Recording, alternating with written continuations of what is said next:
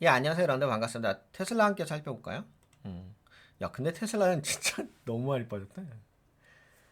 아예 그 예전에 여기 시세 주기 전 단계까지 빠진 거예요? 다 빠진 거죠? 근데 여러분들도 아시다시피 그런 거 있었잖아요. 이때 막 올라갔지. 이제 이때 당시 뭐 갖다다 붙인 게 그거죠. 트럼프 트레이드. 그걸로 해가지고 일론 머스크 트럼프 대통령의 최측근이니까 그래서 이제 주가가 올라간 거죠. 이게 결국 근데 올라가는데 지금은 다 반납을 해버렸어. 그래서 요때 올라갈 적에 이 미래 가치가 펀더멘탈 자체가 없는 화황대한 거였죠. 테마성이었죠, 테마성. 만약에 이렇게 올라간 것 자체가 테마성이 아니라 펀더멘탈을 받쳐주면서 올라갔다고 한다면 이렇게 빠지진 않죠. 그래도 최소 못해도 이렇게 되지 않을까요? 이렇게 올라갔다가 보통은 N자 파동을 해가지고 이렇게 지지라인 이런 데 나오지 않을까요? 아니면 최소 못해도 여기 지지라인 되지 않을까요? 그래서 이런 데서 좀 반등해서 이렇게 움직이지 않을까요? 그러니까 이게 이것은 진짜 트레이딩 테마성 관점으로 올라간 거죠. 그리고 여기에는 이때 당시에 올라갈 때는 이것저것 달라붙었어요. 우선 뭐 유가 관련된 이슈도 좀 붙었고요. 뭐 가장 대표적인 것은 뭐 자율주행차, 뭐 로보택시 그것도 갖다다 붙이고 그래가지고 올라간 거죠. 근데 뭐 솔직히 그게 현실적으로 매출로서 바로 연계될 영역은 아니었고 물론 그런 건 있죠. FSD라는 영역 자체가 테슬라에서 지속적으로 발전하고 있기 때문에 그런 서비스들이 현실에서 테슬라의 그 전기차 테슬라의 제품을 살 때 뭐 옵션이 될 수 있는 내가 선택 사항에 대한 매력도가 될 수 있는 그런 건 있죠. 아예 뭐 전혀 로보택시라든지 인공지능이라든지 그런 부분이 자율주행이라든지 그런 부분의 매력도가 아예 없는 건 아니죠. 그리고 그것이 매출로 전혀 반영이 안 되는 건 아니죠. 근데 하지만 뭐 완전 자율주행은 아니잖아요. 예, 그런 수준은 아니니까. 그래서 펀더멘탈이 지금 제가 보기에는 없는 상태에서 이때 당시에 테마성으로 올라갔기 때문에 그 테마성이란 부분을 현실적으로 다 반납을 한 거죠. 뭐 게다가 뭐 중국에 좀 많이 판매를 하고 있잖아요. 테슬라가. 근데 테슬라가 중국에 많이 판매하고 있는데 뭐 판매율도 좀 많이 떨어지고 뭐 이래저래 뭐 받쳐주는 것 자체가 없으니까 다 반납을 해버린 거지. 근데 여러분들 그 테슬라 재무제표 보시면 아시겠지만 테슬라의 재무제표가 그렇게까지 성과가 높진 않아요. 성장성 종목이라고 보기는 어려워요. 그 재무제표만 본다면. 대부분 그래 그나마 약간 뭐 매출도 좀 올라가고 예전보다 영업이익률도 예전에는 6% 정도 였거든요. 지금은 10% 정도일 거예요. 그래도 예전보다 좀 나아진 건 있는데 솔직히 6% 10%가 좀 그렇죠. M7 종목에 포함될 만한 그 영업이익률이라고 보기는 어렵죠. 대부분 M7 종목에 포함되는 영업이익률은 30%가 최소 30%, 35%, 40%가 기본인데 그런 거에 비한다면은 테슬라를 뭐 M7 종목에 그 관련된 기업이라고 이야기하는 것 자체가 약간 좀 안 맞지 않을까 싶긴 합니다. 어떻게 보면 테슬라는 성장주로 보다는 가치주에 좀 가까워요. 약간 제가 느낀 바로는 이 종목이 만약에 FSD하고 연결돼 가지고 자율주행을 완벽하게 AI를 통해 가지고 성과를 이뤄냈다. 그리고 그것이 현실에서도 실수요가 있다. 그리고 그것이 정확하게 목적 기반의 사업이 돼버렸다. 라고 한다면은 그러면 진짜 이 종목이 엔비디아 같은 성장주 종목이 되긴 하겠죠. 근데 제가 분석해 봤을 때는 이 종목은 단순하게 2차 전지, 전기차, 그래서 이 종목이 올라갈 때는 항상 뭐하고 연결되냐면 유가하고 연결돼요. 유가가 상승하게 되면은 2차 전지의 수요가 발생하잖아요. 대체 에너지로서. 그때 주로 올라갑니다. 그래서 약간 원자재 개념이 더 있습니다. 거기에 상충되어 있습니다. 상관관계가 되어 있어요. 되게 특이하긴 하죠. 근데 물론 이제 일반 투자 소액 투자자분들은 대부분 뭐 트레이딩 관점이라든지 테마 관점이라든지 일론 머스크에 대한 어떤 미래 가치 관점이라든지 이렇게 좀 보시는데 제가 면밀하게 분석해 본 결과 그거는 겉모습의 이야기인 거고 속단은 그렇지는 않습니다. 약간 원자재 같은 느낌이 있어요. 그리고 이익률 자체도 성장주인데도 불구하고 10% 정도 수준밖에 안 되잖아요. 그러면 성장주라 보기도 어렵잖아요. 영업이익률이 그거밖에 안 되는데 그것도 M7 종목인데 그것도 AI를 하는 회사인데 자율주행. 그래서 이래저래 보게 되면은 그냥 이거 차트도 그렇지 않나요? 예. 차트를 보시게 되면은 여기 봐보세요. 여기 이거 월봉이잖아요. 월봉에서 그냥 박스권에서 움직이죠. 박스권에서 움직이면서 여기 그냥 여기 박스권 돌파한 거밖에 더 있나요? 여기서도 보시게 되면은 주봉에서도 박스권으로 가다가 신적 가지고서 때려준 거잖아요. 박스권 좀 돌파했다가 다시 박스권 아래로 내려온 거잖아요. 약간 그럴 수는 있긴 하겠다. 어떤 부분이 있냐면은 여기 지지 라인이니까 약간 추세가 이렇게 되잖아요. 그 전저가를 좀 높여가는 건 있긴 하겠네요. 전저가를 높여갈 수 있는 부분. 뭐 이런 식으로 해가지고 뭐 이런 식으로 해가지고 이런 식으로 해가지고 이렇게 올라갈 수 있는 부분. 뭐 이렇게 볼 수는 있긴 하겠다. 근데 그거는 뭐 지금 당장의 영역은 아니니까. 지금 나름대로 지금 테슬라는 여기까지 좀 내려왔죠. 214달러.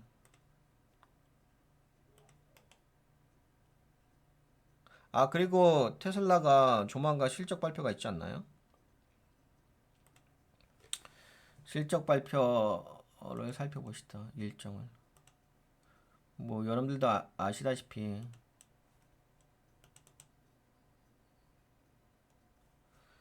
테슬라 이거는 실적 발표 아니지. 테슬라가 아마 그 실적이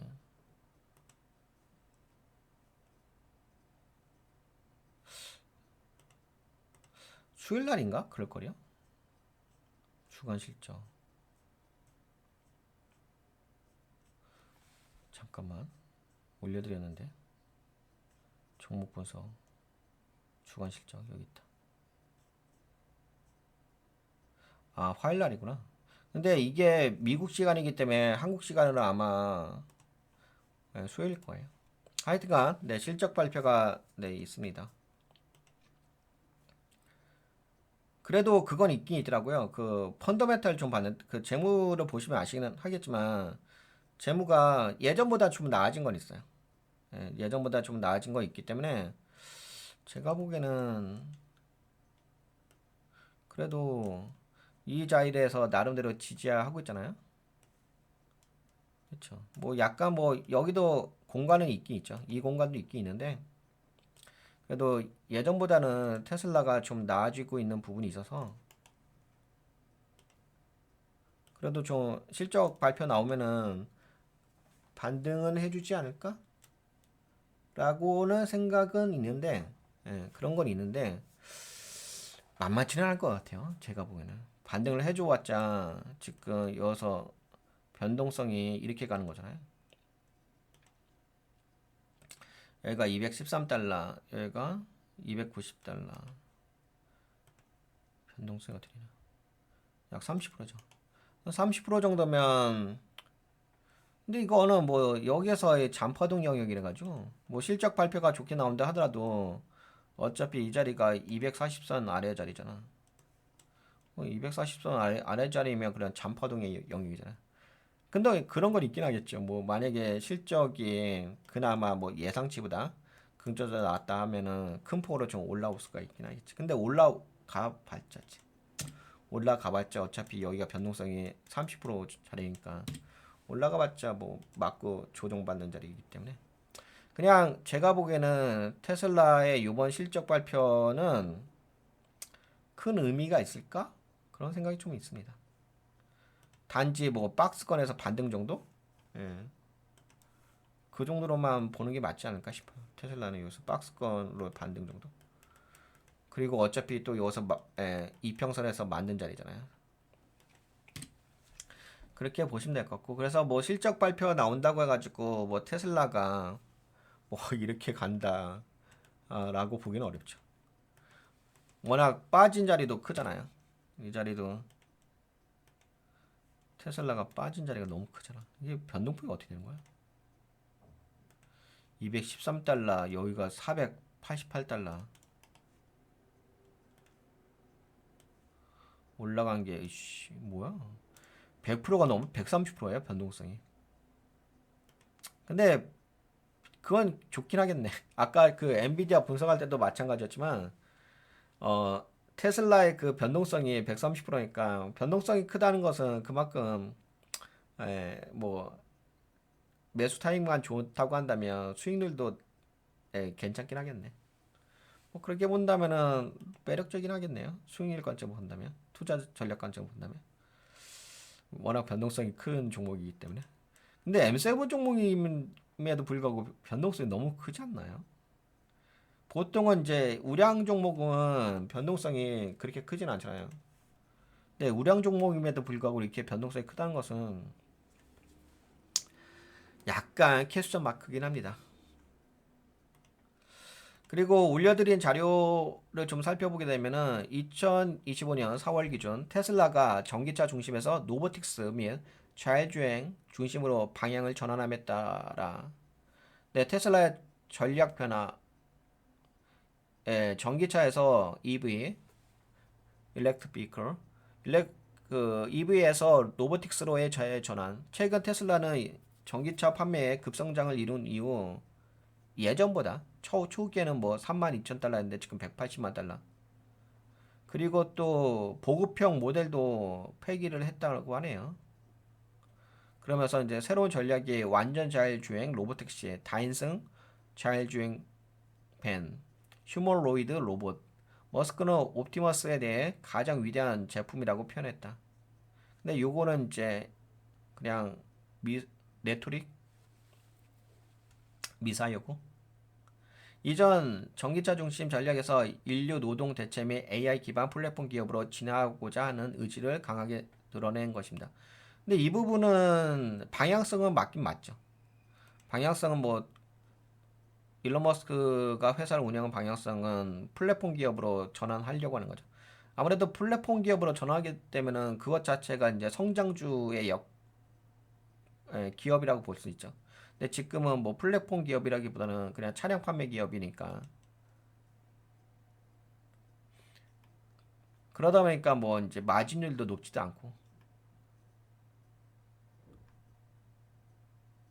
근데 이제 여기서 이야기하는 게 저런 관점에서 좀 이야기했습니다. 그 회사 자체가 기존에 그 전기차 판매 기업이었다가 이제는 자율주행 로보택시의 AI 기반 플랫폼 기업으로 바뀌는 거잖아요. 근데 이 AI 플랫폼 기업이 되게 되면은 아무래도 퍼가 멀티플을 좀 높게 받죠. 그러면 이제 그것 자체가 이제 주가를 상승시킬 수 있는 모멘텀이 되긴 하는데요. 이제 뭐 나름대로 긍정적으로 보시는 분들도 있고 좀 안 좋게 보는 분들도 있는데 회의론자, 강세론자. 네, 투자 논리가 로보틱스를 포함하게 되면 밸류가 증가하게 됐죠.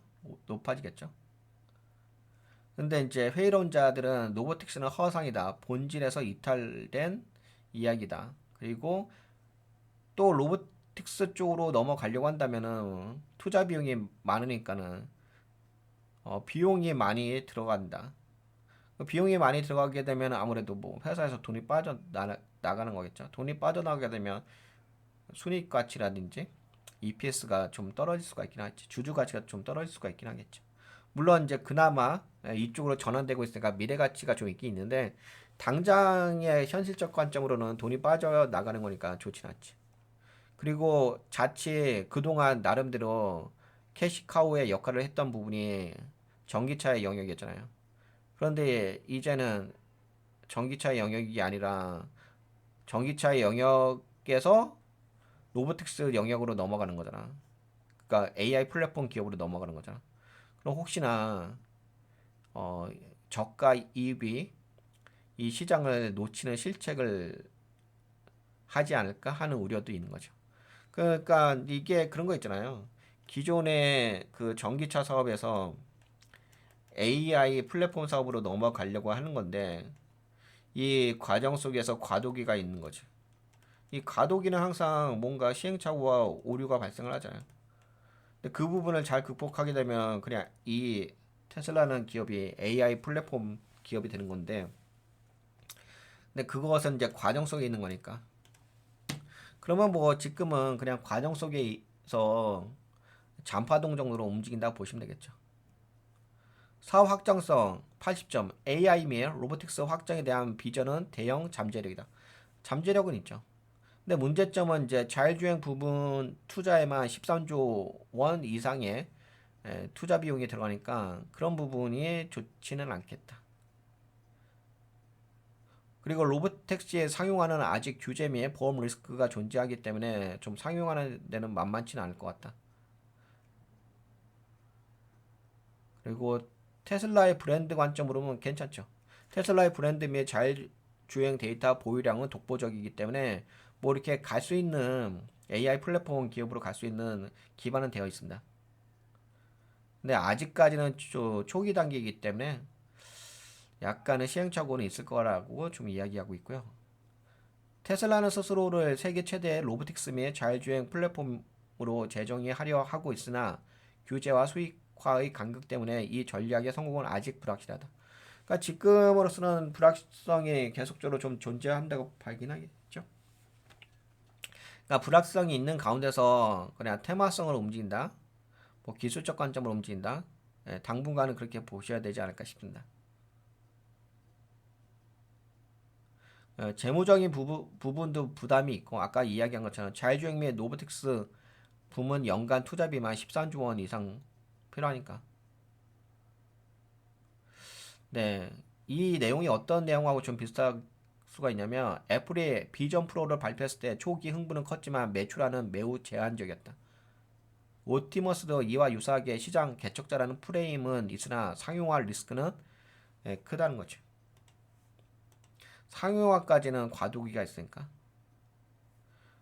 물론 이런 건 있습니다. 뭐 로보틱스 플랫폼화 테슬라를 로보틱스, AI, 배터리 결합을 통해 AI 파운드 역할을 꿈꾸고 있다. 일단 미래 가치는 있죠. 전기차 매출은 안정적이지만 성장률은 정체되어 있는 상황. 에너지 스토리 부문은 고성장 유지 중에 있다. 근데 이 부분의 사업 부분이 성장하고 있긴 있는데요. 근데 제가 살펴보니까 재무제표에서 그 사업 부문의 매출 비중을 살펴보니까는 비중이 작더라고요. 물론 성장하긴 한데 비중이 그렇게 크지는 않습니다. 아직까지는 상대적으로 봤을 때 다른 사업 부분하고 AI 로보틱스는 적자 구조 전환 가능성이 높다는데 그렇죠. 적자 구조 아직까지는 테슬라는 지금 한 걸음 앞선 혁신이 현실적 사업 집중 사이에서 전략적 선택을 시험받고 있다. 강세론자 입장에서는 미래 기업으로의 진화를 보는 것이고 회의론자 입장에서는 본질 회피로 보일 수 있습니다. 그래서 투자자분들은 이런 입장을 좀 정리하셔야 될 것 같아요. 옵티머스하고 FSD가 진짜 돈을 벌어줄까? 만약에 돈을 벌어줄 거라고 생각한다고 한다면은 지금은 저평가 구간이라고 판단할 수 있는 거죠. 아, 이 옵티머스하고 FSD를 통해 가지고 테슬라가 돈을 많이 벌 거다. 생각한다면 지금 저평가 구간이라 보시면 될 거고. 아니다, 돈을 잘 못 벌어줄 것 같다라고 본다면 회의론자 입장에서 본다면 테슬라 현 밸류는 과잉 기대를 반영하고 있다라고 볼 수 있는 거죠. 그래서 지금 상태를 보시는 분 입장에서 테슬라의 지금 밸류에이션 가치를 저평가되어 있느냐, 고평가되어 있느냐. 근데 이거는 솔직히 의미가 없죠. 이 자리는 기술적 관점이거든요. 예. 이 자리는 기술적 관점이기 때문에 FSD라든지 옵티머스에 대한 미래 가치를 여기다 평가할 수 있는 포지션은 안 돼요. 그러면 어디다 포지션을 평가를 해야 되냐? 당연히 이거겠죠. 여기서 만약에 강세론자 입장에서 본다면 전고가를 뚫고서 더 올라가면서 성장할 수 있다 이렇게 봐야 되는 거죠. 근데 그런 건 있어요. 아까 전에 말씀드린 것처럼 이 테슬라의 영역이 저번에도 제가 여러분들 아시죠? 이거 주가가 올라가기 전에 여러분들에게 말씀드렸잖아. 이거 워낙 테슬라는 변동성이 너무 큰 종목이다. 그리고 테슬라가 최근에 트럼프 대통령 쪽에 채권이 됐기 때문에 정책적인 수혜를 좀 받을 수 있겠다라고 말씀드렸는데 뭐 아니나 다를까 제가 예상한 대로 주가가 크게 상승을 했습니다. 그래서 여러분들에게 그동안은 제가 테슬라에 대해서는 좀 안 좋게 이야기했었잖아요. 언제까지 안 좋게 이야기했었냐면은 이때까지 안 좋게 이야기했지. 제가 여러분들에게 테슬라에 대해서 안 좋게 이야기 이때까지 안 좋게 했을 거예요. 근데 제가 여러분들에게 긍정적으로 이야기했을 때가 여기였죠. 근데 이때 왜 긍정적으로 좀 이야기했냐면 다름이 아니라 테슬라가 뭐 좋아져서 테슬라가 좋아졌기 때문에 그런 건 아니고 어 그냥 이 회사는 박스권 범위 내에서 움직이는 종목이었어요. 그런데 이제 거기다가 이제 테마성으로 대선 관련된 이슈가 있다 보니까 그것만 잘 된다면 올라갈 수 있는 모멘텀이 충분했다. 그리고 매출도 좀 성장하는 부분이 있었고 재무적으로 나아지는 부분도 있었고 그리고 이제 유가도 그때 살짝 올라가는 부분이 있었거든요. 90달러인가? 그때까지. 예, 그래서 주목하시라고 했는데 뭐 아니나 할까 올라가긴 했죠. 근데 그러면 지금은 어떠냐? 지금은 뭐 노보틱스냐 뭐 AI 플랫폼으로 전환이냐 이런 부분은 솔직히 큰 의미가 없어요. 왜냐하면은 우선은 미국 경제가 많이 위험해지고 있잖아요. 그리고 미국 경제가 좋아질 일은 없을 거고. 그리고 뭐 테슬라가 뭔가 수혜를 받을 만한 게 뭐가 있을까요? 그냥 뭐 있는 거는 그냥 정책적인 관점인데 그것도 그냥 트레이딩 관점인 거죠. 그리고 관세 이슈도 계속 존재하는 영역이고. 그렇다고 한다면 지금은 테슬라는 특별한 이슈가 없어요. 그러면 지금은 어떻게 바라봐야 되느냐? 지금은 그냥 저거요. 기술적 관점밖에 없어요. 근데 이 기술적 관점이 무시할 영역은 아니죠. 왜냐하면은 워낙 그 지금 포지션 자체가 변동성이 너무 큰 포지션이기 때문에 이 기술적 관점이라 하더라도 그렇게 뭐 간과할 영역은 아닙니다. 그런 관점, 기술적 관점으로는 매력이 있긴 있습니다. 근데 다만 기술적 관점이라는 영역은 한시적인 영역인 거잖아요. 그 펀더멘탈의 영역은 아니잖아. 그럼 펀더멘탈이 안 받쳐준다고 한다면 기술적 반등을 해가지고 어느 정도 올라갈 수 있는 부분이 있죠. 그러니까 뭐 보통은 이제 기술적 반등이라고 한다면은 여기 이런 데잖아요. 이런 데. 딱 보니까 기술적 반등이라고 한다면 뭐 330달러 정도? 예. 이런 데가 기술적 반등 아니에요? 여기가 저항대니까 그렇죠? 여기 보이잖아요. 그렇죠? 그러면은 여기가 매집이 잘 들어가게 되면 지지라니까 여기서 매집이 들어가게 되면 그래도 330달러? 네, 여기가 A, B, C잖아요. 그럼 비파동의 저항대까지 통상적으로 기술적 관점으로 본다면 반등해 줄 수 있는 건 있잖아요. 그러니까 그런 영역으로는 볼 수 있다는 거죠. 근데 이제 그거를 이제 혹자들은 아씨 그동안 뭐 현재 241달러였는데 뭐 330달러까지 올랐어. 그러면 테슬라가 너무 좋아졌어. 거기다 또 뭐 기사에다가 뭐 모멘텀 뭐 로보틱스 뭐 AI 플랫폼 FSD 막 갖다다 붙이고 그러면 또 그거 갖다 혹해가지고 그럴 거냐. 투자를 가져갈 적에 그거 갖다 또 혹해가지고 그런가 보다 하고 멍 때리면서 할 거 아니야. 근데 이것 자체가 이 범위 자체가 그냥 기술적 포지션 자체예요. 그냥 이거는 그냥 코에 걸면 코걸이고 귀에 걸면 귀걸이인 거예요. 큰 의미가 없어요. 실제적으로 매출에 대한 어떤 그런 펀더멘탈을 받쳐주는 영역도 아닌 거고. 그래서 지금 그냥 코에 걸면 코걸이, 귀에 걸면 귀걸이 그 수준이라고 보시면 될 것 같아요. 그렇다고 한다면은 오히려 약간 뭐 테슬라는 그냥 테크니컬적인 관점, 그거밖에 없죠. 그리고 뭐 제가 블로그에 올려드린 거 뭐 로보틱스 이거 있잖아요. 근데 이거는 주목해볼 필요 있어요. 이 제가 올려드린 이 부분은 그래도 이 회사의 어떤 사업 방향에 대한 패러다임이 좀 전환되는 부분이잖아요. 물론 이제 당장에 이루어질 영역은 아니긴 한데 그래도 나중에라도 혹시나 이런 패러다임만 좀 잘 기억하고 있다고 한다면 그 패러다임에 따라서 이 회사의 어떤 경영이 실제적으로 그 미래 비전에 가까워지고 있는지 그거에 대한 변동성을 체크해 주시면 되는 거죠. 네, 그럼 테슬라 요 정도 이야기할까요? 너무 길게 이야기했죠. 이게 요 정도 끊죠.